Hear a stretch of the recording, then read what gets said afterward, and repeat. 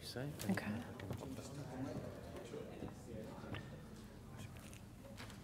Okay.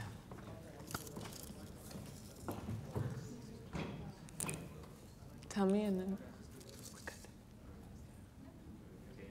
Yeah? Okay. Hi, everyone. Thank you for having me this evening here with you guys. I'm delighted to be here and speak to you. Coding is very important to me, and technology is a big passion of mine and has been throughout my career so far. Some of you may know, some of you may not know, one of the things that I did recently was to lead the Hour of Code in the UK, which is we got so far a little over 3 million students from the ages of 6 to 106 to do an hour of code and get introduced to coding and understand that it's not just for the techie, geeky amongst us, but it's for everyone, regardless of industry and of capability. And also, through my career, as I'll talk a little bit to you about, it helped me start a business in fashion. Of all industries, technology is what allowed me to build a company called Boutica, which is an online marketplace for independent brands of jewelry and accessories. It helped me build products for millions of people at eBay a number of years ago, and really has empowered me to make a lot of changes for myself and in the world. So I thought that what I would do today is to share with you some of the experiences that I've had, which will hopefully inspire you and help you in your own path as you're going and thinking about this path in technology and career in technology. Let me start with one simple statement, which is technology will help you change the world. And more than ever before, this is true today. So let me give you an example and put this in context. About 150 years ago, Edison invented the light bulb, discovered electricity. For thousands of years before that, people would lead their lives based on waking up in the morning when the sun came up and going to bed when the sun was down. That controlled their lives and livelihood. After that, just 150 years ago, everything changed. And it changed because of this invention, and from that we have all sorts of inventions today, from internet, television, the iPhone, the iPad, and a lot more. Now, if you put that in a context of, imagine that today, the world that started about 24 hours ago. So if we put this all in the context of 24 hours, that would mean that roughly the light bulb came up about a second ago. So it took about 23 hours and 59 minutes and 59 seconds for this invention to happen. And ever since then, we've had all these other inventions. So the iPad, in that context, happened in the last 1/100000th of a second, which means that we are right now all sitting in a time where we have the opportunity. We're very lucky to be born now, to be here now, to be able to change with all these innovation and technology, a lot of things that happen in the world and be part of this advancement and innovation. I think it's really important to understand the opportunity that we have today.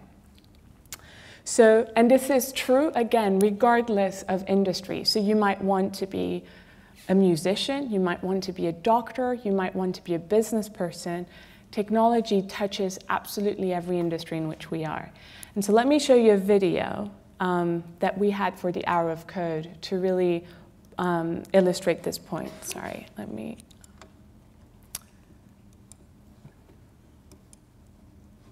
Here we go.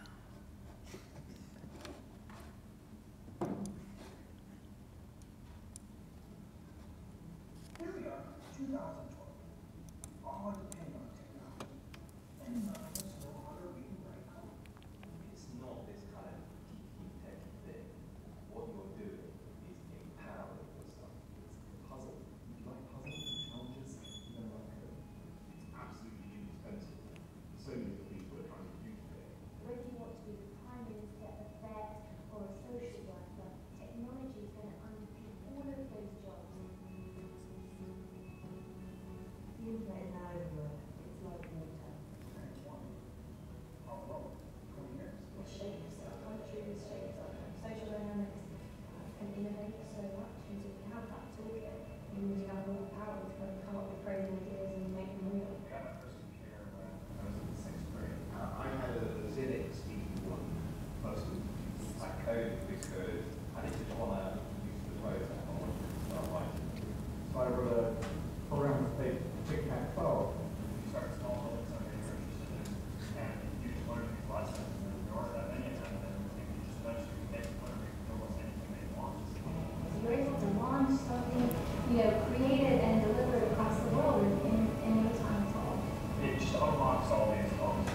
solving is if you can code, you can take the ideas in your head and make them happen. So you can not just play Angry Birds, you can actually make it own Angry Birds.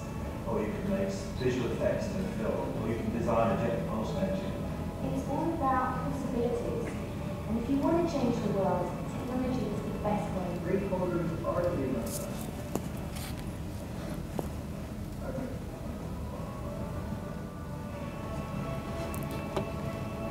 So you've seen in this that it's not just Facebook's Mark Zuckerberg or Bill Gates. You've seen will.i.am, who's a musician. You've seen Lily Cole, who's an actress. You've seen politicians all use technology and see the power of technology in their industry and in its innovation. And I spent the best part of the last 6 months really working on this Hour of Code campaign for this reason, so that more people would understand this and see the influence that technology has and start getting involved and being part of that conversation and that creation and not just a consumption of it. So for me, this has meant a lot in my own career, which is why I did this. As I mentioned previously, a little bit earlier, it enabled to change, not only build a business in the fashion industry, but the reason we built Batika was we enabled brands from around the world who didn't have distribution, who couldn't sell their pieces, to sell it to everyone throughout, from the US to the UK to France to Italy. And so we enabled people to make money, to earn their livelihood through our site, through technology, in the fashion industry. And that's changing the world a little bit. What I'm going to be doing next with Google Ventures is looking from a different side of it. Instead of building a company, I'm now investing in innovative companies and giving them the resources, the money, the expertise to actually make their ideas true, to be able to build and make the changes that they want. And again, this is thanks to technology and being part of that innovation. So with that in mind, and I know you guys are all here because you believe in this, I thought that I would share with you what I consider to be really the key building blocks in my career and what really mattered to me. And other than obviously the ability to code and the ability to understand technology, but what are the other things that allowed me to do what I have done up to now and that I believe in? The first thing is do what you love. And that's really important, and never lose sight of that. Quincy Jones, who's a very big music producer, says, "The people who make it to the top, whether they're musicians or great chefs or corporate honchos, are addicted to their calling. They are the ones who'd be doing whatever it is they love, even if they weren't being paid." And that is very true. And small examples of this. I remember one of my first jobs was when I worked at eBay in Silicon Valley. And there were only about 1,000 people in the company when I was there. It's a small company, and we're all working very hard and very passionate. And I would stay in the office with my teammates, and we slept a few nights in the office, not because somebody told us to, but because we were so passionate about what we were building, about the difference that we were making, because we were loving what we were doing. And the same thing goes with the Hour of Code. I had a full-time job with Batika. I was running my own company, and at the same time was leading the Hour of Code. And that was a lot of hard work, a lot of sleepless nights. But it's because I loved what I was doing. This is my calling. And that's really important. And again, it's regardless of what industry you're in. Working hard. Never lose sight of that. If you want to be the best at what you do, if you want to make change, that will require you to work hard. And that is at the beginning of your career, in the middle, and at the end. Even then, you need to challenge yourself constantly. Theodore Roosevelt said, "Nothing in the world is worth having or worth doing unless it means effort, pain, difficulty. I have never in my life envied a human being who led an easy life. I have envied a great many people who led difficult lives and led them well." And things don't come easy. A lot of challenges will come your way, which is why you need to love what you do, and you need to set your sights to work hard to achieve what you want, and constantly learn. From the very beginning, I studied very hard when I was your age to get into what I thought would be the best universities for what I wanted to do. I worked every summer for companies in technology in order to gain that experience that I thought that I needed, while a lot of my friends were taking summer holidays. But again, I loved it, and I wanted to work hard at it, and it made me happy and made me thrive, and I think it's really important. Surrounding yourself with the right people is another one. Oprah Winfrey, if some of you know, who's now a very big entertainment mogul in the US, she says, surround yourself with only people who are going to lift you higher. And that is true of your friends, of your partner, your boyfriend, your girlfriend, your husband, your wife. You need people who will help you throughout your path and lift you higher. Choose them carefully. Seek the professor who will be there and inspire you and introduce you to challenging ideas and help you through that. A lot of my mentors have been my professors, have been my friends, have been people that I've been working with. One of the people that I worked with who became my mentor at eBay is the person who told me that I should go. She encouraged me to go to business school. And without her help, I wouldn't have gone probably to business school and learned a lot of what I did learn after having learned about technology. And so that shaped a lot of what I did and helped me get to where I am, again, through the help of a lot of people. And that's the same with the team that we had for the Hour of Code. Everyone that put the Hour of Code together worked for nothing. It was just kindness, time, and what they wanted to do and what they were passionate about. And it was through these people, these great people, that we managed to get over 3 million people in the UK to try an Hour of Code, and over 39 million people around the world to do it. So the power of having the right people around you personally and professionally is extremely important. Another thought is that the dots will connect along the path. So it's easy for me, having been in my career for about 15 years, to look back and have this speech right now and tell you about these things, because 20/20 hindsight is great. When I was sitting where you are sitting at your age, I had no idea what my career was going to look like. I had some hopes, but if you told me that that's what I would have done, that I would have worked for a company like eBay and Skype, that I would have started my own business in fashion technology, that I then would have become an investor, I would have never seen that. And you can't connect the dots, and Steve Jobs said that in his commencement speech at Stanford, and said you can't connect the dots looking forward. You can only connect them looking backward. So you have to trust that the dots will somehow connect in your future.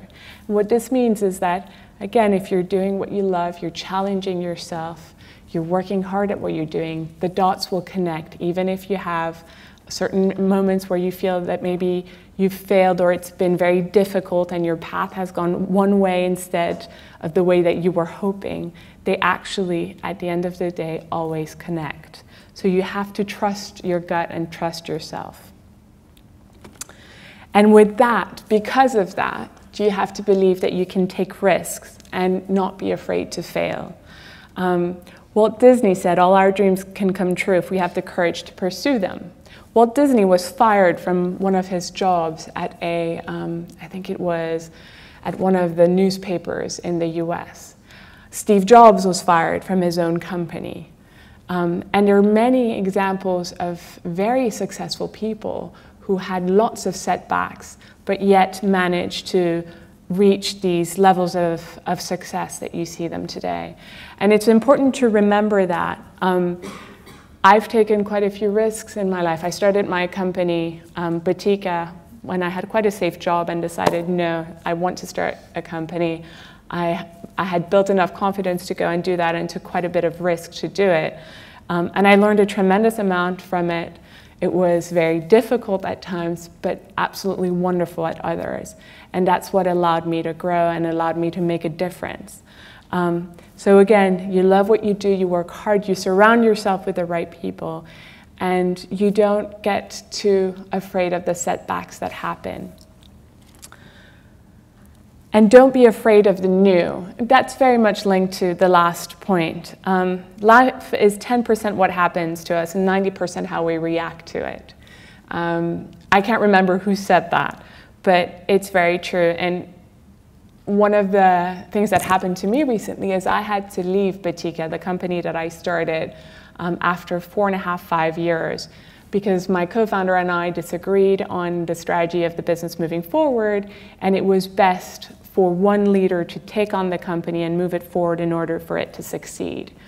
So suddenly, to not have your business, what you took so much time to build, to be what happens to you, to be what you do every day, is quite difficult. It is a feeling sometimes that something's been taken away. Why did that happen? And the idea that the path that you thought you'd be going on has changed. And that goes back to what I said, where you can't be afraid of taking risks, and you need to believe that the dots will connect. And they have, for me, connected, because now I found another role where I can remain in technology and invest in them through Google Ventures and continue in that innovation. So not being afraid of the new and trying that is also very important. Planning for the worst and expecting the best is part of that, because you can take risks, but you need to plan as well for things not to work out exactly the way you want. And that can be, if you're starting something new, looking at legally what happens with your company if you start a company. It means if you want to look at what you're going to do next, can you set some savings aside in case something doesn't work out? Do you have various options that you're working on, various projects that you're looking at? Can you quickly iterate on those? And that's extremely important because things don't always go on plan, and you want to be prepared for that so that you have these various options. And throughout all of that, you need to stay positive. I love this quote from Winston Churchill, who said, "A pessimist sees the difficulty in every opportunity, and an optimist sees the opportunity in every difficulty."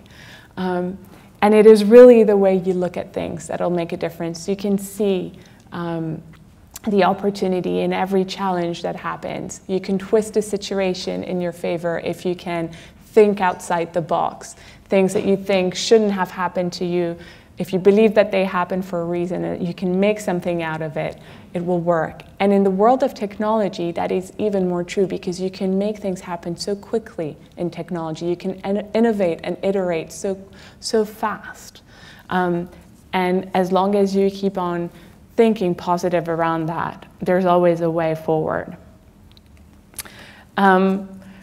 Another point that was very important for me that I learned in my career so far is that your will is just as strong as anybody else's. And I think this is important for the women, the girls in the room, to really understand. Boys, I think, are much more confident, and this will sink in much faster for them.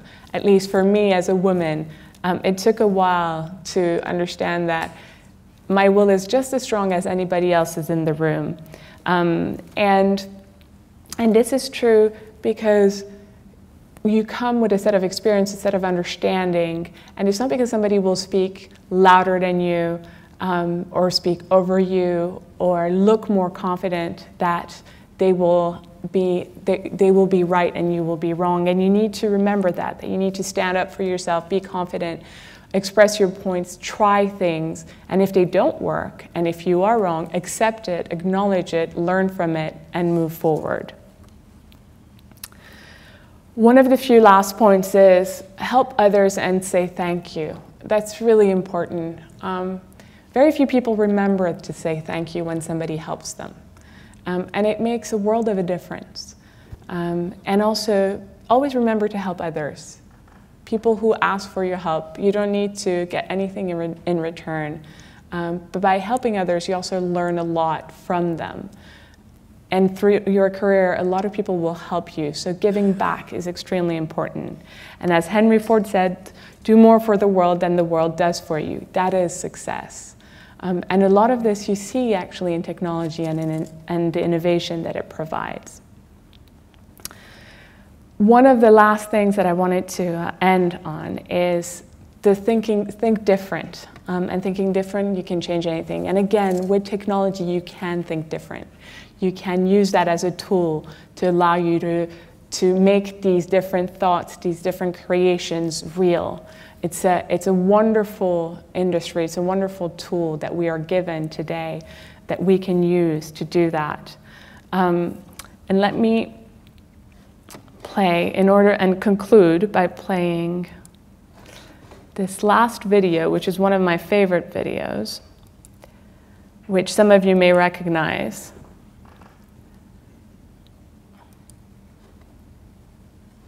If I can I make this bigger? Here we go. Which is the Apple, one of the first Apple advertisement videos for the Think Different campaign. Here's for the crazy ones. The misfits, the rebels, the troublemakers, the round pegs and the square holes, the ones who see things differently. They're not fond of rules, and they have no respect for the status quo. You can quote them, disagree with them, glorify or vilify them. But the only thing you can't do is ignore them. Because they change things. They push the human race forward. And while some may see them as the crazy ones, we see genius.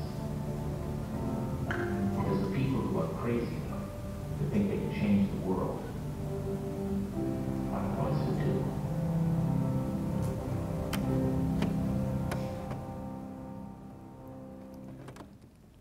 So, on that note, thank you for having me. Hopefully, this has inspired you to continue in this path and use what you're learning in technology to really make a difference.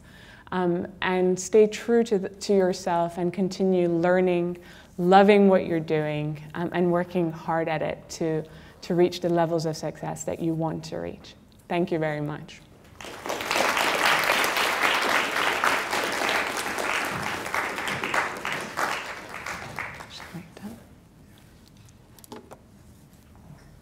I don't know if anybody has questions you want to ask, feel free. Okay, well, have a lovely evening.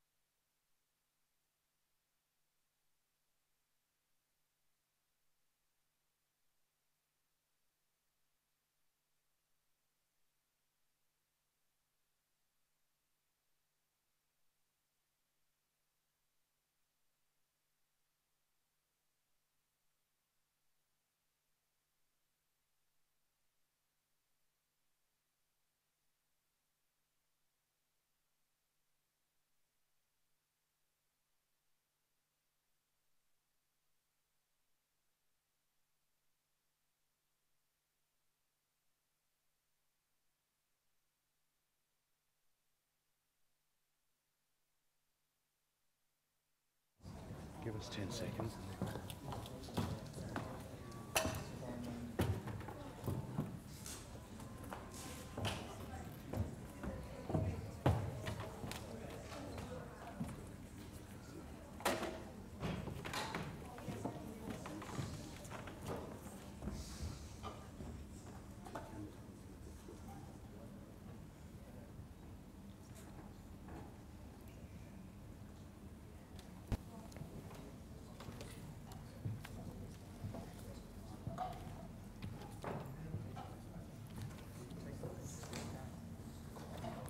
Hi everyone, my name is George the Poet, and just now I got a tweet from the Idea Award, one of the people in association with what's happening today, and they said I'm here to talk about defining your path to success.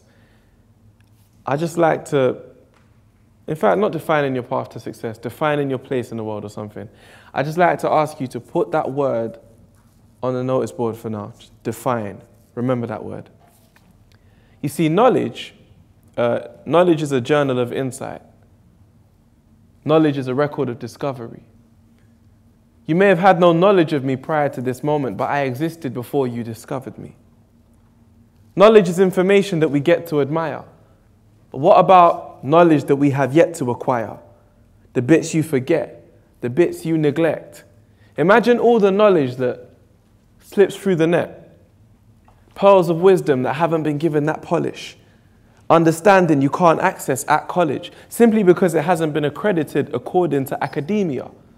It's not knowledge until it's acknowledged. I believe we have a duty to act on it, to analyze life and to extricate fact from it. See, when we take from the world, we don't have to subtract from it. Using what we extract from it, we can impact on it. Because all existence is contribution. Ignore the twists and convolution. There's 7 billion people in the world, and not one of them has the same fingerprints as you. You see, everyone brings something to the table, but not everyone gets a seat. And when people don't get a seat, then people don't get to eat. But that's only half of the tragedy. The other half is equally sad to see. Remember that knowledge, the knowledge I was talking about, the one protected by illusion. Well, those same people are walking about with that uncollected contribution, hidden wisdom, unlocked ability, unsung possibility. See, we live in a world that celebrates our young for being more professional than clever. As a result, we miss out on a lot of knowledge at a time when it's more accessible than ever. You see, time and place have passed the physical stage. Now we live in the digital age, and we have much more to contribute than unfulfilling jobs for minimal wage. We want self-determination. Through self-determination, we can help to serve a nation. Through self-determination, we can help to serve a nation. And what better arena than enterprise? The arena in which ideas centralize. Not just for success, we need to muddle through the failures as well. You see, all existence is contribution. Ignore the twists and convolution. There's 7 billion people in the world, and not one of them has the same fingerprints as you.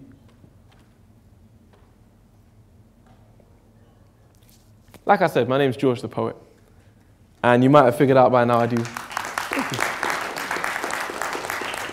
Thanks. I'm going to do that quite a lot, so don't think I'm trying to trick you into clapping. I flip between the two.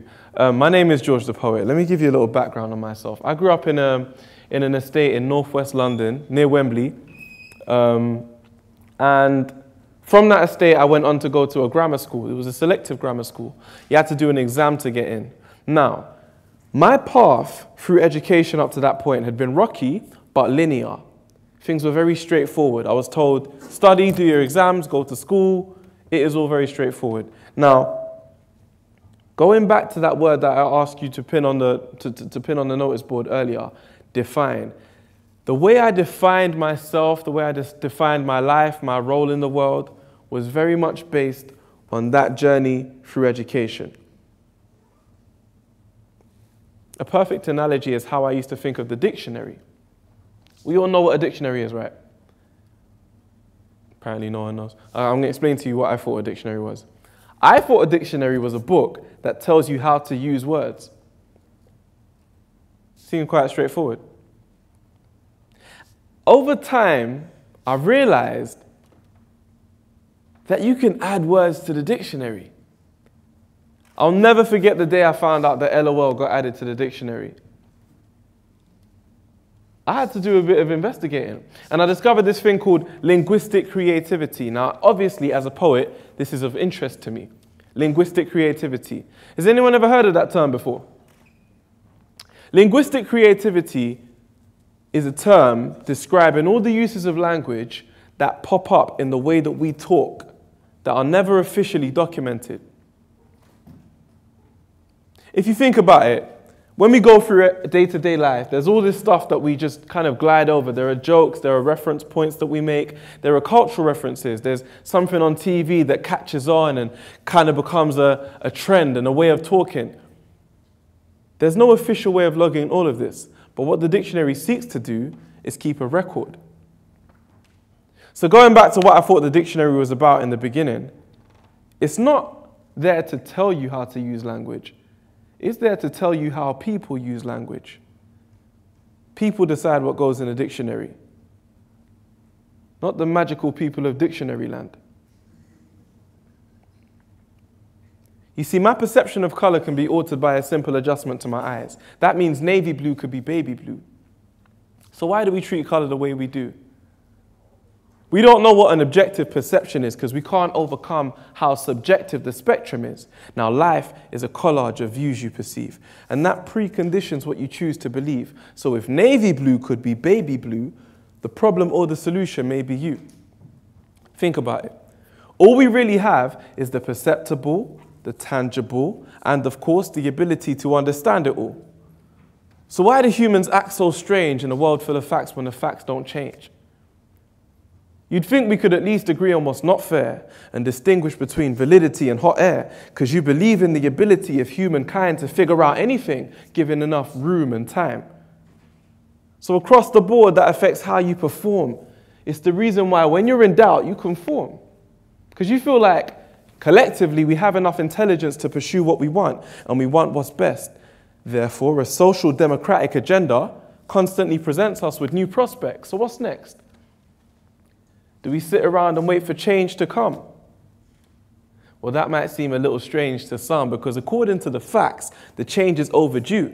It's just something that many of us don't pursue.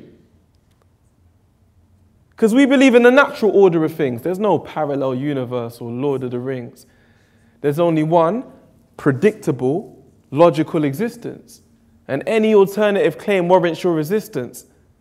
But the inconvenient truth is that reality is arbitrary. We share the gift of life, the giving gift as well. We share the same planet, but we live in different worlds. Numbers don't lie. They show great precision, but at the end of the day, they don't make decisions. It's people that call shots. Or not. Or not. You see, all reality is a construct. We exist in relation to our social ties. So you'll never understand me without looking at where I'm from and some of the local guys. I'm the exception to the rule. I was the only one in year 6 who gets into a school that at the time wasn't already under a warning since Ofsted declared it was underperforming. So you can imagine the wonder and awe when little George's post finally comes in the morning. They're screaming, shouting. Thunder is boiling at my letter of acceptance from the school. I'm the exception to the rule.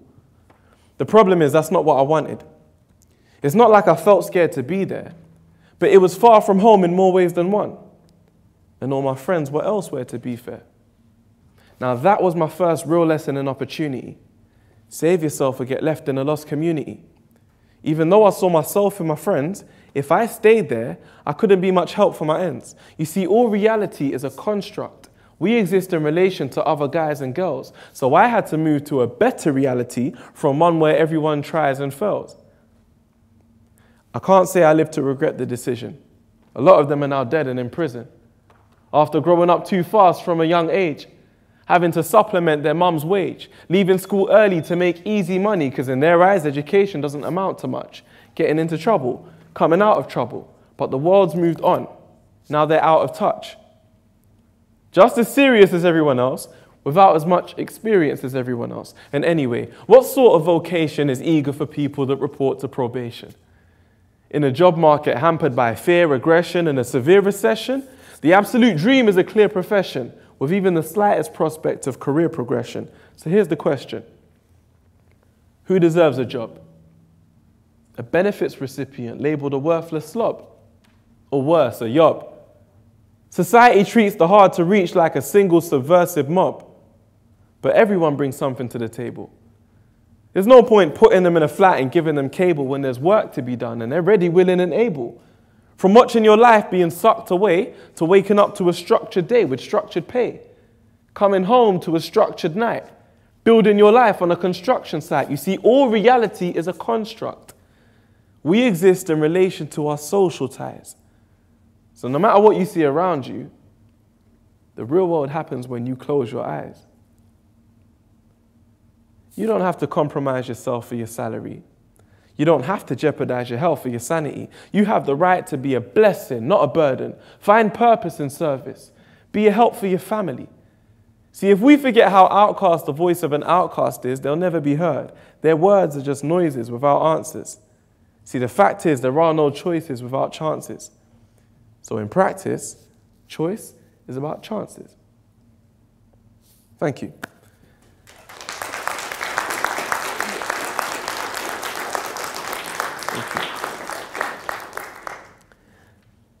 So I say that to say this. When I was in school, in the early stages, when I thought the dictionary was about learning and taking everything in and regurgitating what you were told, I moved on to a grammar school, like I said in the poem. Now, this school was drastically different from everything I knew. I was one of 6 black kids in the year after growing up in a community full of black people. They didn't like how, the school didn't like how I talked, my haircuts, and the people that I was around. The school really started regulating my behavior. So what I learned to do from a young age is show people different sides of myself. I knew that there was a side that the estate could handle, and there was a side that the school could handle. And if the two coincided, I would have a lot of explaining to do because there's just too many different things going on. Now, because I grew up like that, I developed different speech patterns. When I was with my friends, I would talk a certain way. When I was in the school, I would talk a different way. Now, I will never forget the day I told my head of year that I wanted to apply to Cambridge University. You guys have to understand, I was one of, I shouldn't say the worst. I wasn't a very high-performing student in my class, in my year, really. I found school very difficult, read slow, I wrote slow, everything was slow, but my grades was cool. My grades were fine. So, yeah, I put my name down. I said, sir, you know, I want to go to the Oxbridge Open Day, see what it's all about.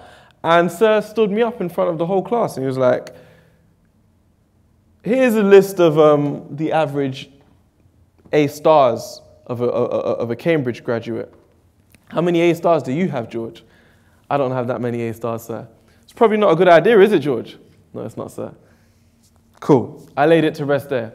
I came home and I told my mom, yeah, sir said I need to be more realistic with my choices. So we're going to forget all of those choices that we had because I was aiming for top 5 unis. And we're just going to try and do the realistic ones. Again, taking the same attitude that I had with the dictionary to life. If sir says that this is the way things are done, let me just learn that and keep it moving so that I can fit in with the structured order, the structured understanding of things. My mum wasn't too impressed with that. So she went to the school and told sir about himself, and we came to an understanding. I waited a year before I applied to university, applied to the same ones that I intended to apply to in the first place, and ended up with 5 unconditional offers. Graduated last year, and everything's moving fine. But you have to understand, I wasn't great in school. My grades were cool, but I couldn't understand whoever made the rules. Luckily, I found other stimulation. This other stimulation would become a simulation of the learning process. I'd start to write rhymes, and I'd find it fed my heart and my mind. This turned out to be an amazing move. I calmed down and my grades improved. You see, essentially, I was still the same dude, but I'd finally got my fill of brain food. 10 years on, this is my career path. I didn't know this would happen when I start to rhyme. You see, unlike so much talent in the world, I was given a second chance to shine.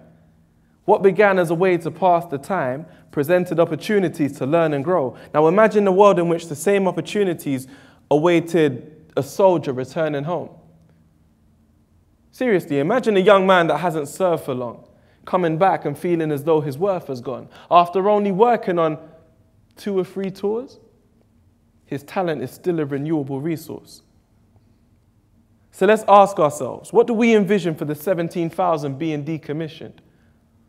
By definition, talent doesn't die. It simply gets wasted, lost in the system. Think how much this is costing the system. We can't afford to squander our talents. In fact, to maximize potential and its impact, we have to perform a difficult balancing act. We have to make new use of existing wealth. See that soldier as a gift himself.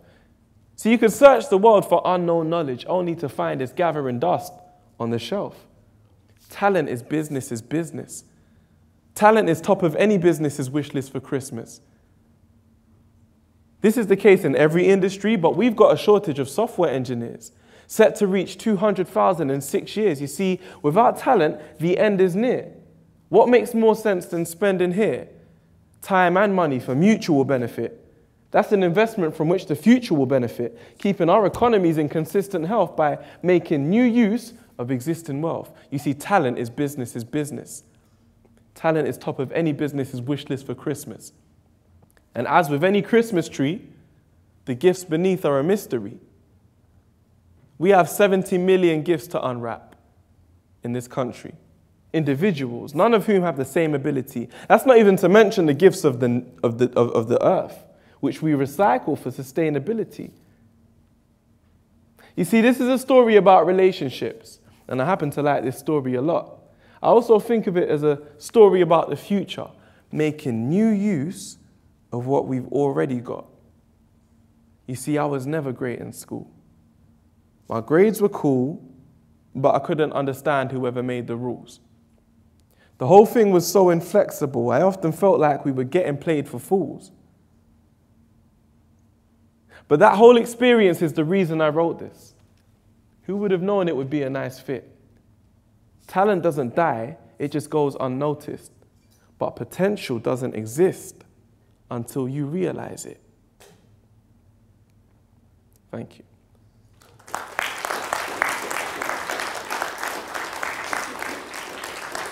Thanks. So when I got to uni, I'd been doing this rhyming thing for a while. And I was kind of like, I want to be able to do this, but I know they're not listening because I was rapping. And when rhymes come with music, your brain does this thing where it's like, all right, then we'll just let the music take care of everything. Not really listening. So I decided to take the music out of the equation and started delivering all of the raps that I had as poems. Now what I realized was that this translates directly to my education process. Like I said, I wasn't great in school. Reading was hard, writing was hard, it was all hard. So what I used to do is download the information and put it into a poem. This served me well. I don't think I've ever got under an A in an exam. However, I had no one to share this technique with. So when I was in uni, what I decided to do was to go back to schools and start teaching this technique. I would go in for an hour. First half of the hour, we would talk about whatever subject matter the teachers wanted me to address with their kids. And then I would, for the second half, turn that into a poem with the class. Now, what I found, having done this with older groups as well, is that younger people soak this technique up like a sponge. It goes back to what we were learning in nursery and reception.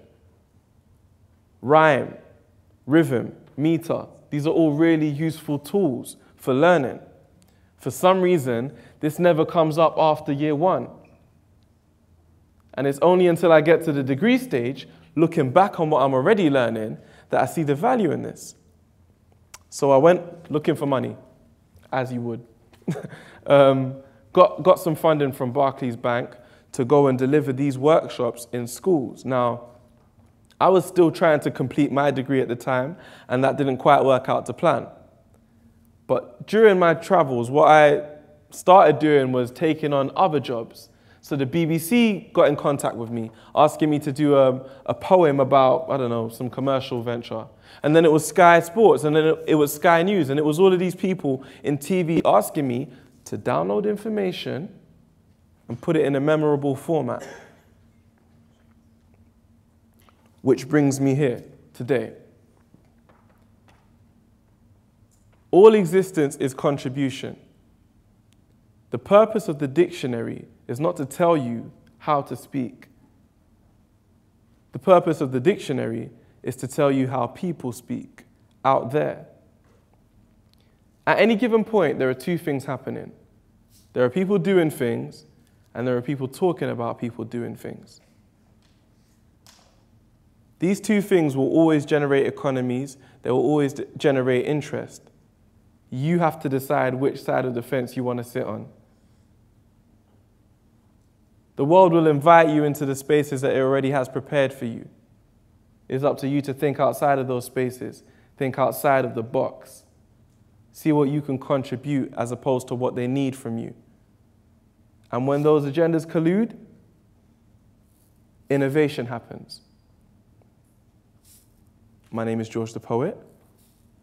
I would like to leave you with that message, and I would also like to open up the floor to any questions.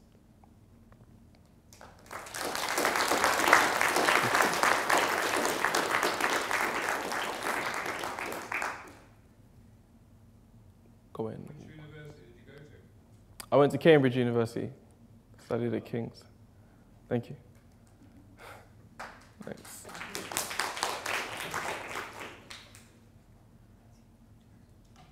At the back. As you look back at your journey now, is there anything that you would have changed or done differently? What I would have done differently is connect with people. People make the world go round, as I've tried to explain in so many words. When people's ideas link up, good things happen. And even if something new doesn't come about, you learn something simply through talking. So I would have been more deliberate about meeting people.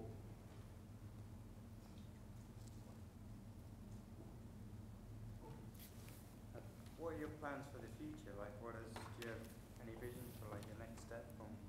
I do. So last year, gentleman asked what my plans are for the future. Last year, I was signed as a music artist, as a recording artist to Universal Music under the Island Music Group. Now, I'm contracted to release an album. And what I've found is that in the world of the music industry, there is a lot less concern for social responsibility, for digital entrepreneurship. People don't actually care about the future or moving towards it in a constructive way. So I have to now make my agenda meet theirs. And that's all it's all a persuasion game. So what I'm currently doing is working on an album, and at the same time doing all my stuff in corporate social responsibility and education. At the back. Yeah.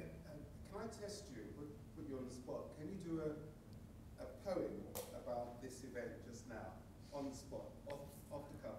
Off the cuff? Yes, I can. Yes, I can. Of course I can. Also have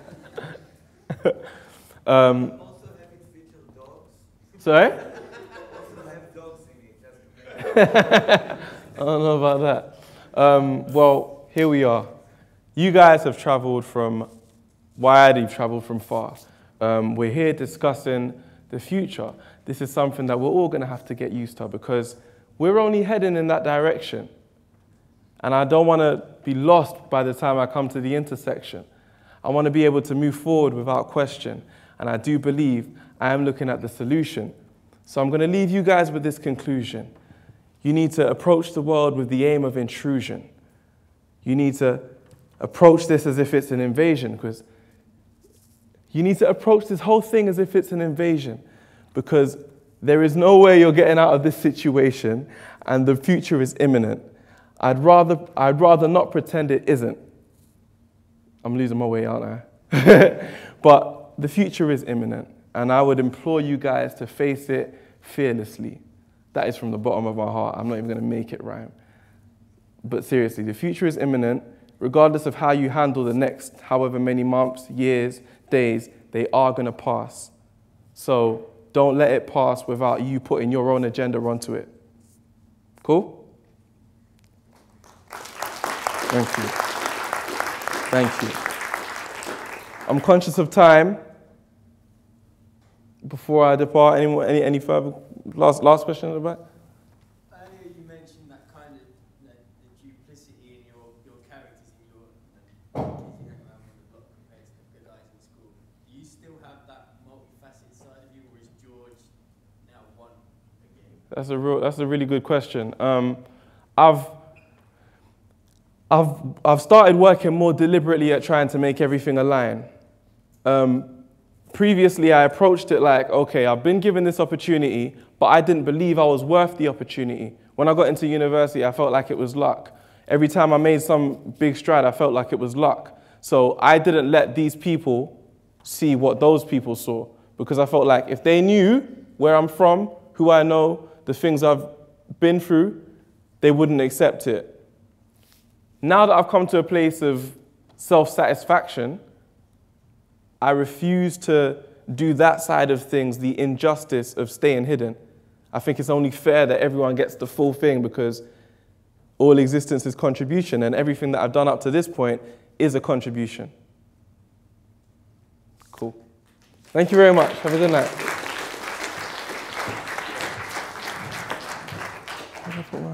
Oh, there it is.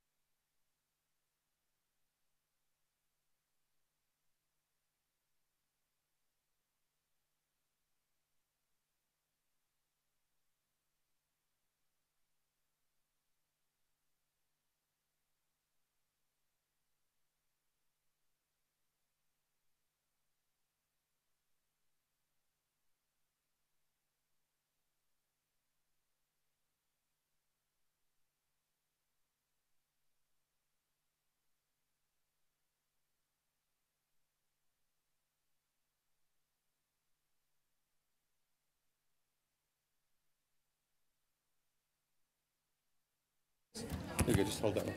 Oh. Ooh, oh, that works. That works better. Okay.